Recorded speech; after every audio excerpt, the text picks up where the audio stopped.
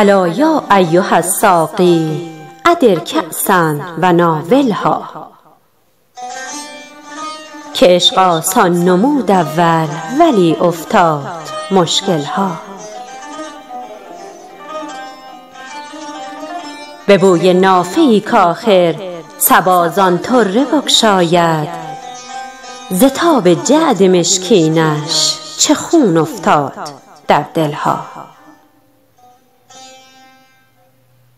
مرا در منزل جانان چه عیش چون هر دم، جرس فریاد می دارد که بربندید محملها.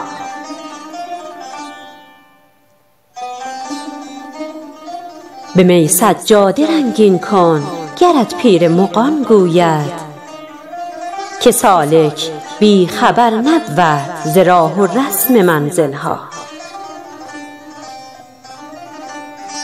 شب تاریک و بیم موج و گردابی چنین هایل، کجا دانند حال ما سبکباران ساحلها. همه کارم ز خودکامی به بدنامی کشید آخر، نهان کی ماند آن رازی کزو سازند محفلها. حضوری گر همی خواهی ازو غایب مشو حافظ، متیٰ ما تلق من تهوی دع الدنیا و اهملها.